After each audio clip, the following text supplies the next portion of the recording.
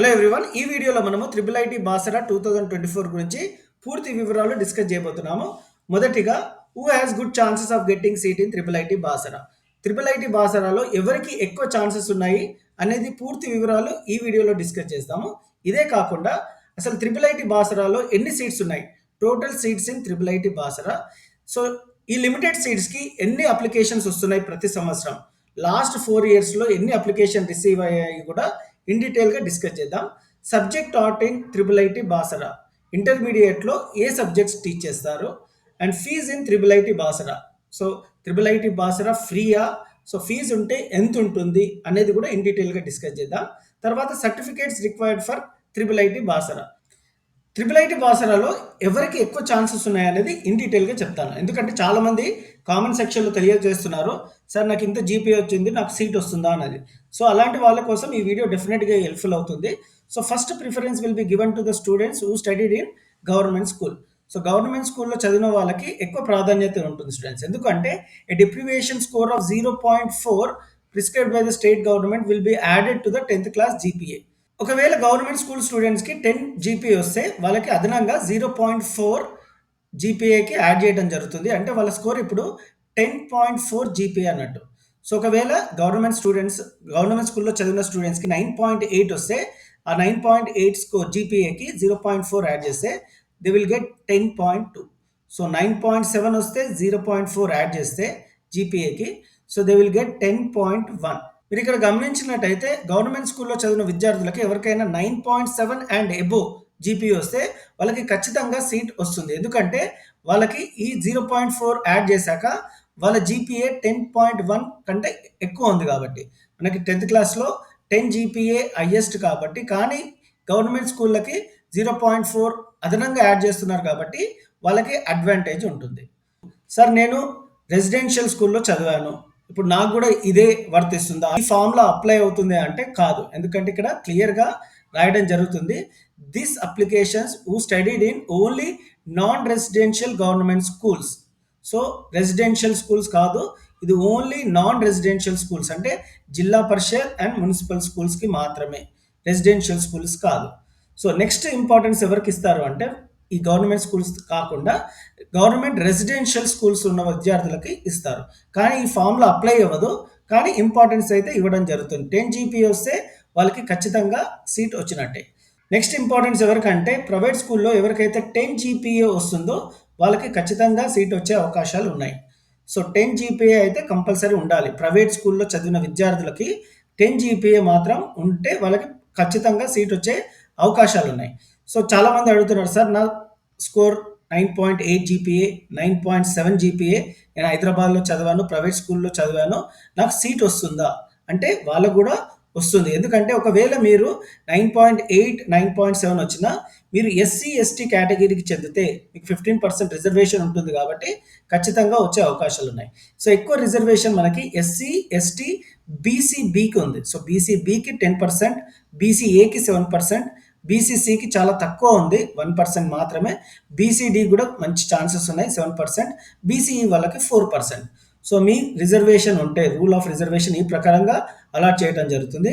And Hyderabad private స్కూల్లో చదివిన విద్యార్థులు 9.8, 9.7, 9.5 కూడా వచ్చిన వాళ్ళకి ఛాన్సెస్ ఉన్నాయి.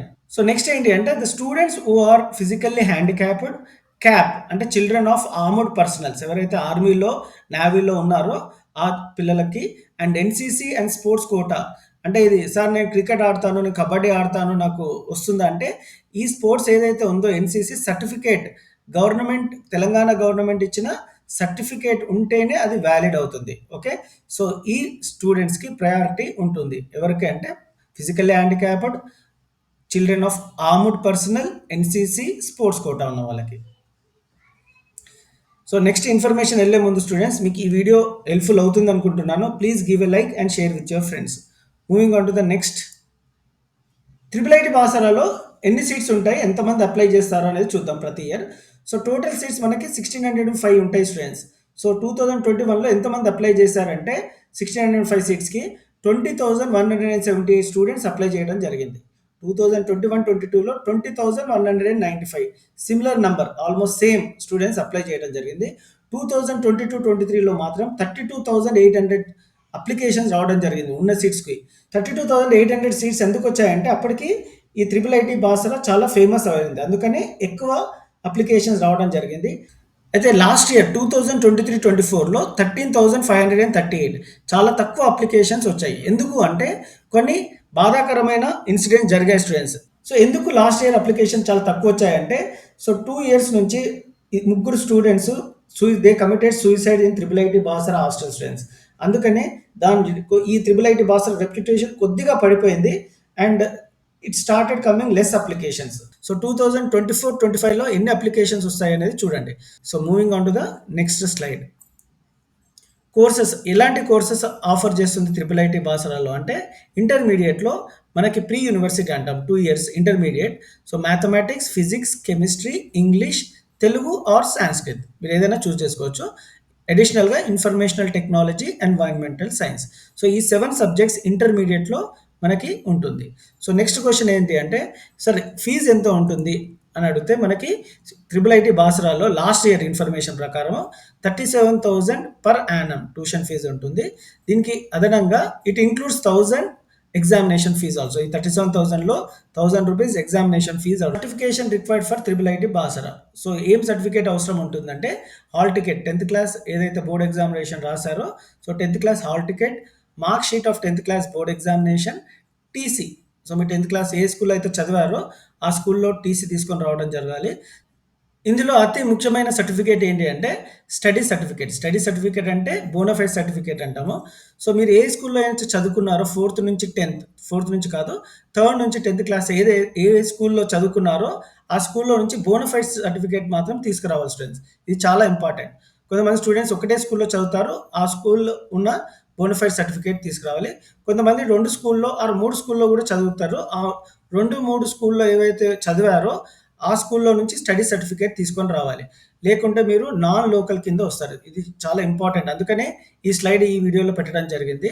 So next caste certificate. So మీరు బీసీ అయినా, ఎస్సీ అయినా, ఎస్టీ అయితే ఎవరైతే ఉంటారో ఆ క్యాస్ట్ సర్టిఫికేట్ ఉండాలి. సార్ నా దగ్గర క్యాస్ట్ సర్టిఫికేట్ లేదు అంటే మీరు ఇప్పుడు టైం ఉంది కాబట్టి ఇప్పుడు చేయించుకోండి. So income certificate, 2 photographs, okay, మీ పేరెంట్స్‌ది అండ్ మీది, a photo copy of xerox copy of family ration card. So ration card కూడా ఉండాలి అండ్ ఫైనల్‌గా Aadhaar card. Thank you for watching students. ఈ వీడియో మీకు హెల్ప్‌ఫుల్ అయినట్టుంటే please give a like and share with your friends.